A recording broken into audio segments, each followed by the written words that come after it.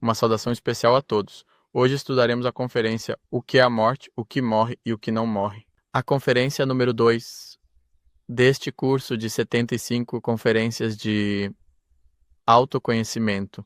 O objetivo desta palestra é que nós consigamos entender o que é a morte, que tipos de morte existem e como a morte pode chegar a nos libertar se aprendermos a utilizar a morte psicológica ou a eliminação dos defeitos psicológicos.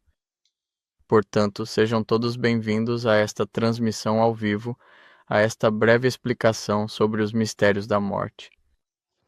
A primeira coisa sobre a qual vamos falar um pouco é que se tem muito pouco conhecimento sobre o que existe após a morte, embora existam livros sagrados nos quais vários desses processos são explicados.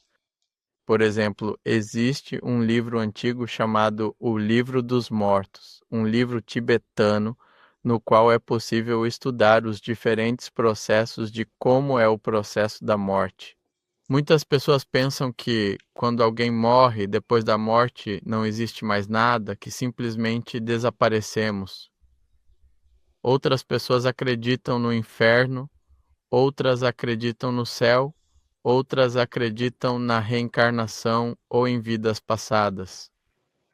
Mas hoje vamos aprofundar um pouco sobre esse processo, sobre o que existe depois da morte, já que, se deixarmos de temer, se tirarmos o medo e tivermos acesso à informação sobre o que há após a morte, então poderemos extrair a sabedoria que está por trás de todos esses mistérios.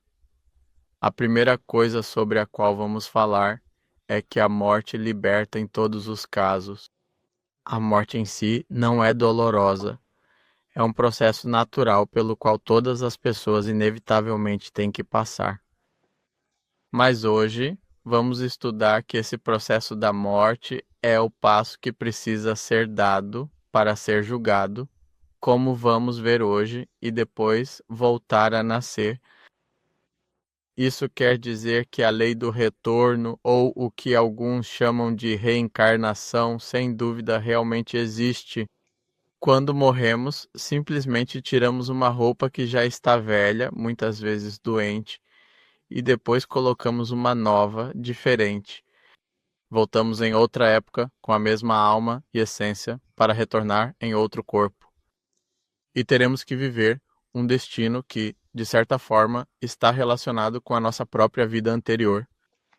Por isso, não devemos ter medo desse processo da morte, porque simplesmente, através de práticas como, por exemplo, o desdobramento astral consciente, poderemos recordar nossas existências anteriores, e ao recordar essas existências, vamos perceber de maneira clara que já vivemos em outras épocas, e isso nos permitirá realmente perder um pouco esse medo em relação ao processo da morte.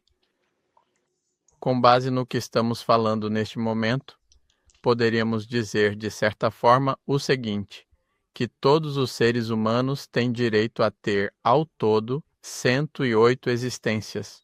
Essas existências nos são dadas para buscar a autorrealização. Autorrealizar-se significa, de fato, eliminar todos os defeitos psicológicos e adquirir toda a sabedoria da própria natureza. Vão nos dar 108 existências. Repito, quando essas 108 existências terminarem, teremos que passar por um processo que vamos chamar de segunda morte. Em algumas culturas, isso é conhecido como inferno ou involução.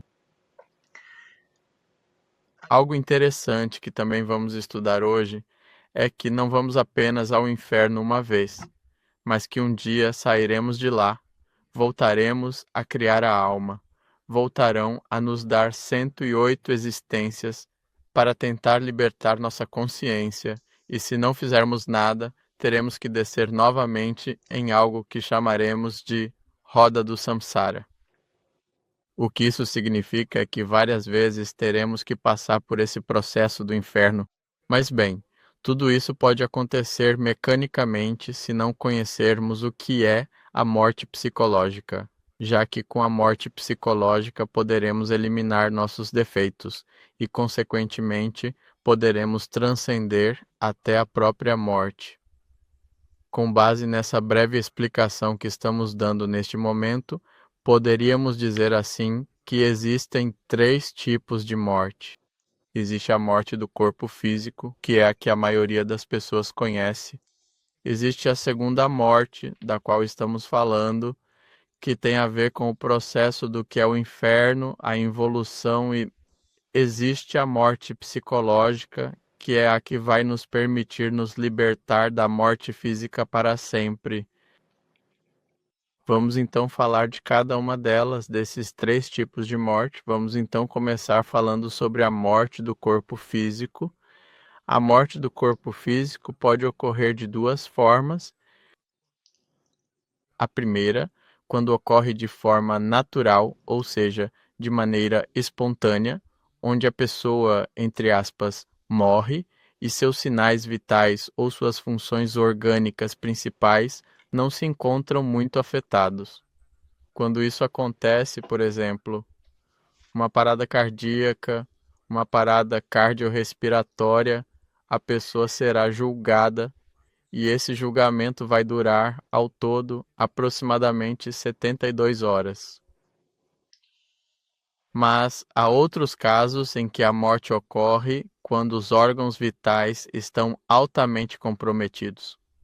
Por exemplo, uma pessoa é vítima de um tiro no coração ou no cérebro, ou perde, por exemplo, a cabeça ou um de seus órgãos vitais.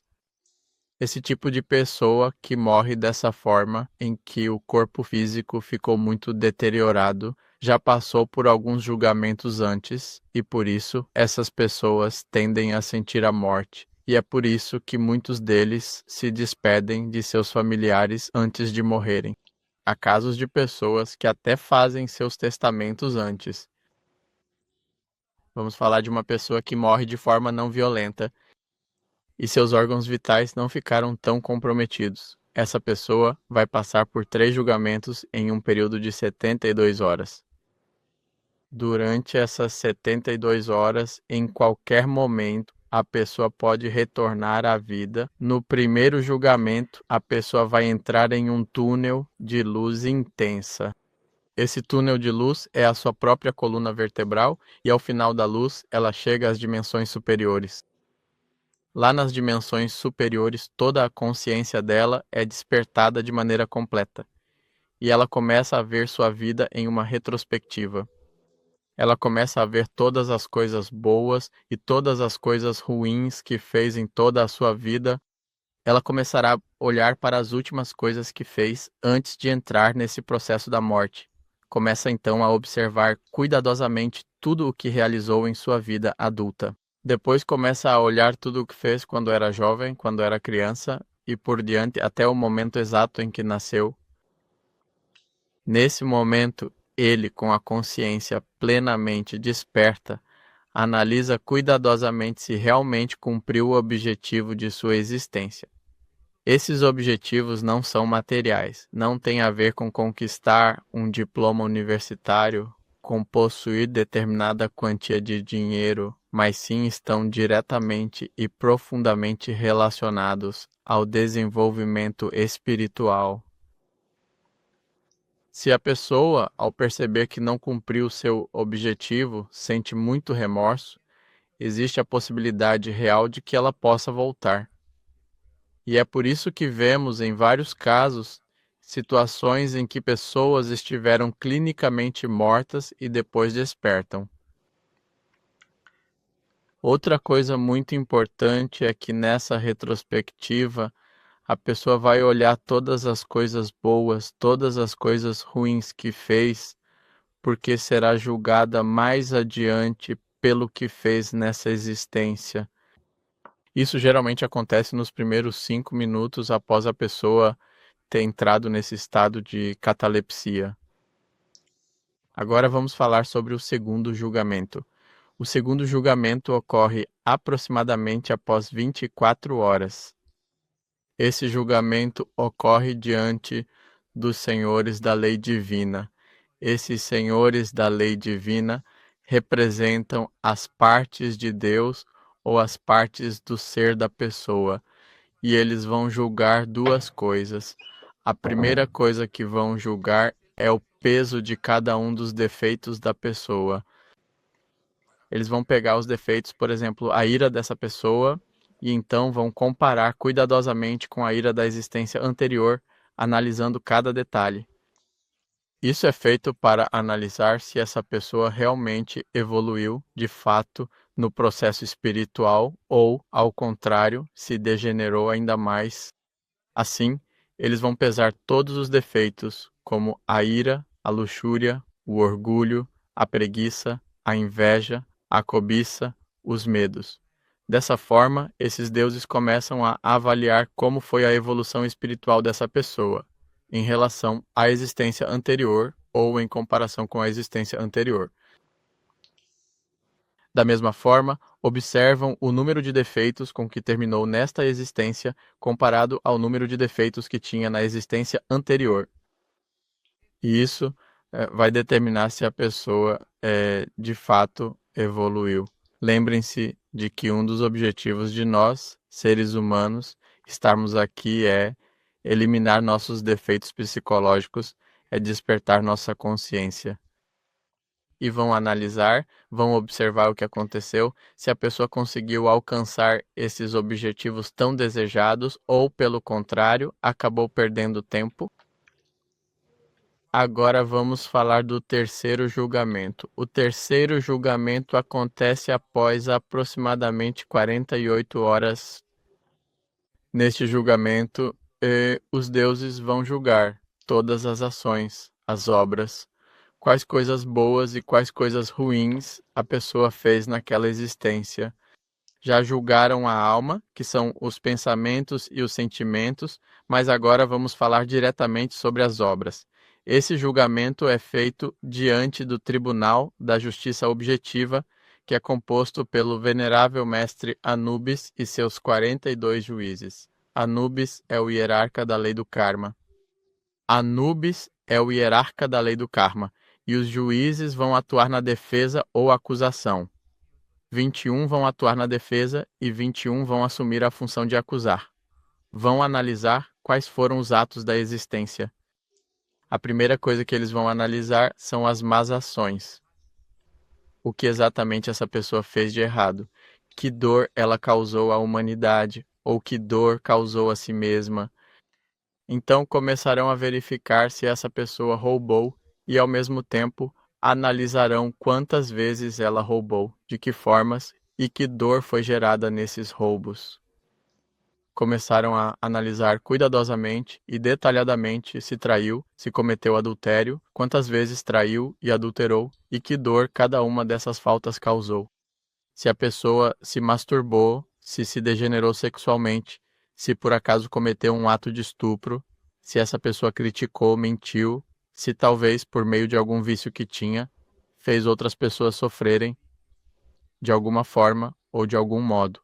Então, tudo isso vai começar a pesar e vai gerar um processo que vamos chamar de karma, já que a dor que foi causada e que causou aos outros estará sujeita a um destino que mais adiante a pessoa terá que viver.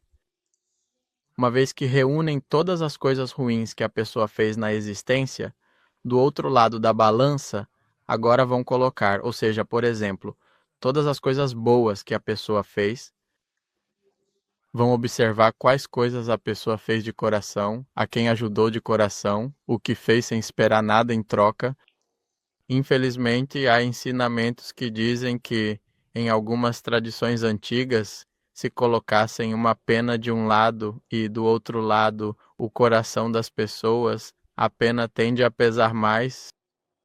A razão é porque são muito poucas as coisas que fazemos sem esperar troca.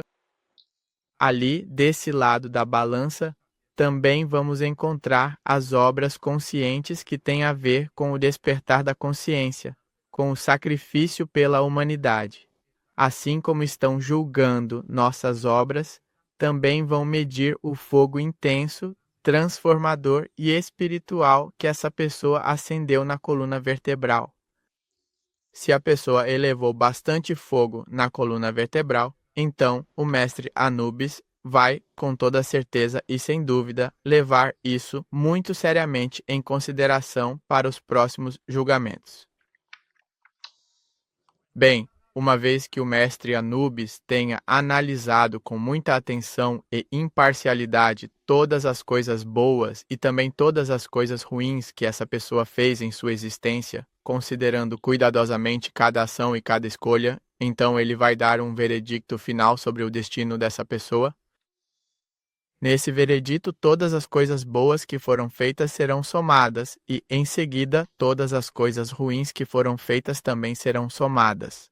As coisas boas e ruins serão organizadas em dois pacotes diferentes. E depois, simplesmente, as coisas boas são somadas e as coisas ruins são subtraídas. Isso vai gerar um destino. Se essa soma for positiva, ou seja, se houver mais coisas boas do que ruins, na próxima existência, essa pessoa desfrutará de uma vida virtuosa e muito amigável. Mas se, no resultado dessa soma e subtração, houver mais coisas ruins do que boas, então, na próxima existência, a pessoa terá uma vida kármica ou uma vida cheia de sofrimentos. Uma vez determinado o destino que essa pessoa terá, o mestre Anubis decide qual será o desenho eletropsíquico, qual será a forma de ser ou a personalidade dessa pessoa para a próxima existência. Nesse desenho eletropsíquico está como a pessoa será fisicamente, se será realmente atraente ou não, se será considerada feia ou não muito agraciada, ou ainda muito agraciado, tudo isso pode ser observado nesse contexto. Também estão determinadas as doenças que a pessoa vai sofrer, se será alta, baixa ou anã, se terá doença terminal desde pequeno. Tudo isso está realmente determinado graças a esse julgamento. É assim que o destino é definido. Uma vez que o destino da pessoa para a próxima existência já foi determinado, o mestre Anubis ordena que o cordão de prata seja cortado. Esse cordão de prata é o que une o corpo físico à alma da pessoa. Mas antes de cortar o cordão de prata, o anjo da morte se dirige à Mãe Divina. A Mãe Divina é a força do amor que cada pessoa tem em seu interior. Se a Mãe Divina determina que ainda há amor verdadeiro, puro, profundo e sincero na pessoa e que ela ainda pode, de alguma forma, fazer algo de positivo, então não dá permissão ao anjo da morte para cortar o cordão de prata. Portanto, o anjo da morte se retira, e o desencarnado terá que voltar à vida antes que se completem de fato as 72 horas estabelecidas e determinadas. Se a Mãe Divina dá a ordem ou permite que o cordão de prata seja cortado, o anjo da morte corta o cordão de prata, e a pessoa então morre de fato. Uma vez que o cordão de prata é cortado, o corpo físico realmente fica sem vida, mas isso acontece antes das 72 horas. E nesse momento, a alma desse desencarnado terá três alternativas. A primeira é que já tenha terminado as 108 vidas ou existências. Se já terminou as 108 existências, então terá que passar pela involução, um processo que estudaremos em mais detalhes a seguir. Já vamos estudar isso. Se a pessoa ainda não terminou as 108 existências, então terá que passar pelo limbo e lá, nesse estado intermediário, terá que esperar que se deem as circunstâncias necessárias para que a pessoa possa retornar e venha cumprir seu destino. Se a pessoa elevou o fogo pela coluna vertebral através da transmutação sexual e se saiu bem nos julgamentos, os deuses podem determinar que a pessoa pode entrar em umas férias no céu. Lá no céu, ficará um tempo guiado pela Mãe Divina e pelos mestres, para que, quando voltar a nascer, venha terminar o trabalho que ainda falta. Esse é o processo natural da morte do corpo físico. A partir desse momento, o corpo começa a se decompor completamente, lentamente. Por sua vez, a alma vai para qualquer um dos cenários possíveis e, posteriormente, continua em seu processo de evolução espiritual, caso ainda não tenha completado as 108 existências. Agora vamos falar sobre o que é, afinal, a segunda morte. O passo que se dá depois que se completam as 108 existências. Se nós não aproveitarmos essas 108 existências para realmente despertar nossa consciência, então os defeitos que não quisemos eliminar pelo bem terão, de fato, que ser eliminados pelo mal, ou seja, pela lei. Dante Alighieri, o famoso poeta italiano, um mestre que ensinava detalhadamente como é composto o inferno, falava de 9 esferas, 9 círculos dantescos, onde explicava como, no primeiro círculo dantesco, estavam todos os preguiçosos. Esses preguiçosos têm que morrer em sua lei, alimentando a preguiça até o prazer virar dor. Depois, a dor vira desespero, e após o desespero, esses defeitos morrem por tanta pressão. Da mesma forma, também terão que se desintegrar os defeitos da fornicação que estão no segundo círculo dantesco. Lá terão que ser obrigados a fornicar, a derramar seu líquido seminal várias vezes, até que o prazer se transforme em dor, fiquem enjoados e a dor se transforme em sofrimento, em desespero, e o desespero de estar repetindo essa mesma ação tantas vezes faça com que os defeitos explodam. No terceiro estarão os prazeres no quarto, a cobiça no quinto círculo estará a ira. No sexto círculo estará a tirania. No sétimo, a violência. No oitavo estará o defeito da mentira. E no nono, a traição. Este é um processo muito longo e também tende a ser muito doloroso. E por isso, nós deveríamos aproveitar essas 108 existências que temos para eliminar esses defeitos voluntariamente, para não termos que passar por esse processo tão doloroso, tão longo e tão tedioso. E é por isso que se faz realmente necessário que conheçamos, de forma clara e precisa, o que é a morte psicológica, já que a morte psicológica é, sem dúvida, a ferramenta que vai nos permitir compreender e desintegrar os defeitos voluntariamente. Nós poderíamos eliminar todos os defeitos da preguiça por vontade própria e recuperar a sabedoria. Todos os defeitos da ira, do orgulho, da mentira, da luxúria, da tristeza, os medos, e tudo isso se consegue através dessa ferramenta tão importante que é o terceiro tipo de morte.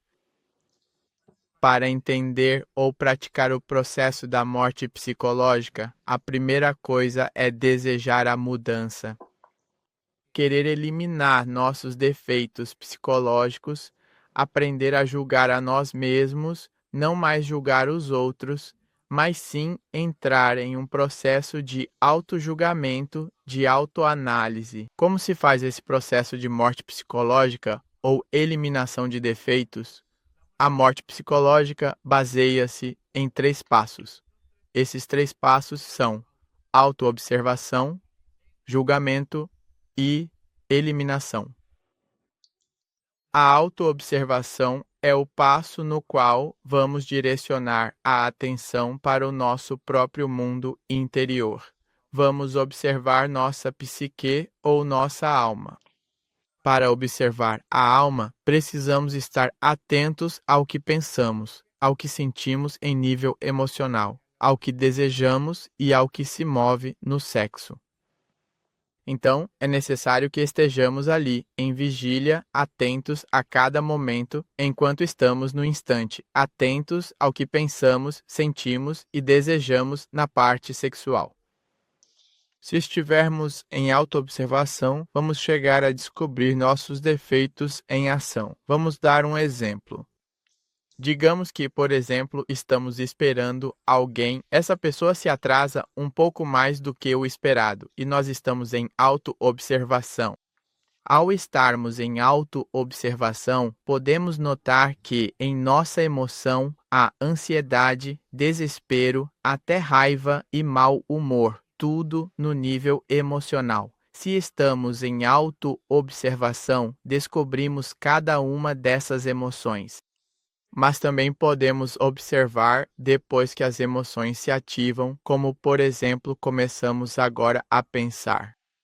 Começamos a nos perguntar: por que as pessoas são assim? Que gente tão irresponsável! Então podemos ouvir um pensamento que está criticando naquele momento. A ideia é que, quando descobrirmos esses pensamentos ou essas emoções, entremos em um processo de reflexão. Vamos analisar se aquilo que estamos pensando é a nossa consciência ou, ao contrário, é um defeito.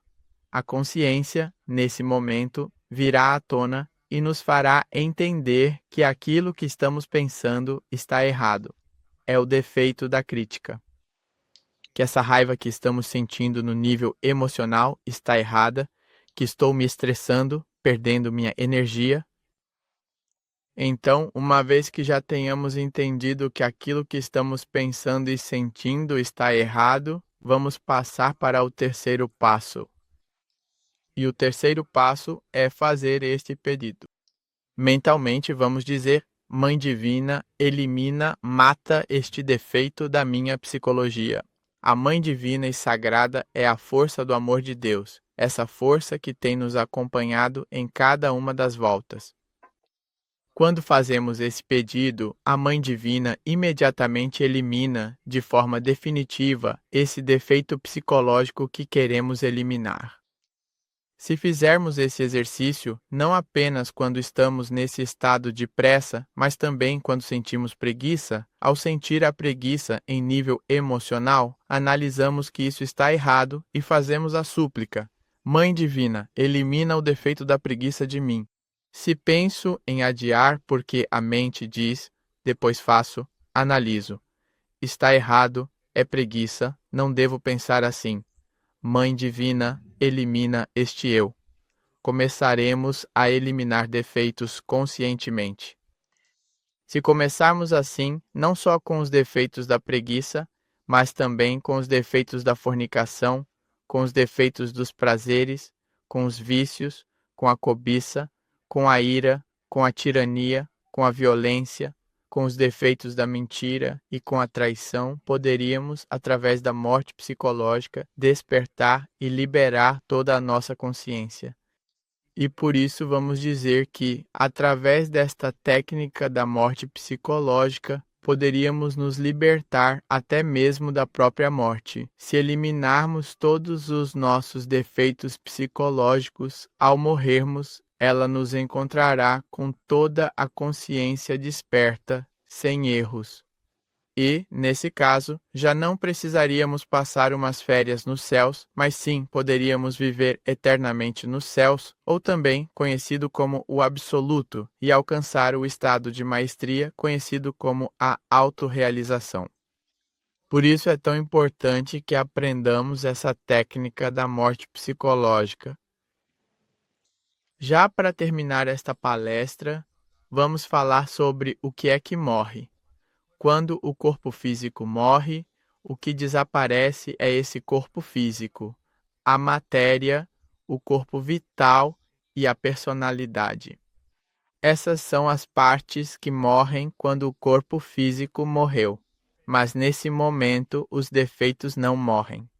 Esses defeitos psicológicos vão para o limbo esperar para renascer e se reintegrar em uma próxima existência. Porém, quando se encerram as 108 existências, esses defeitos psicológicos precisam passar pela involução, pelo inferno ou pela segunda morte. Lá sim, eles morrerão. Agora, o que é que não morre? O que não morre é essa consciência, essa essência que sempre tem nos acompanhado. Essa força que nos mantém com o desejo de despertar e de realizar esse importante trabalho de despertar da nossa consciência. quero deixar vocês com esta frase: nasce-se para morrer e morre-se para nascer. É uma frase que nos ensina que o nosso objetivo é eliminar todos os nossos defeitos. Muito obrigado a todos por terem nos acompanhado nesta pequena explicação. Deixo aqui nossos contatos e lembrem-se que a próxima palestra será sobre a viagem astral consciente, a conferência número 3. Lembrem-se, podem deixar seus comentários, suas perguntas aqui em nossas redes sociais. Estaremos muito atentos para analisar e responder às dúvidas que tiverem sobre o tema. Desejo a vocês uma boa tarde ou uma boa noite. Até breve. Nos vemos em breve. Até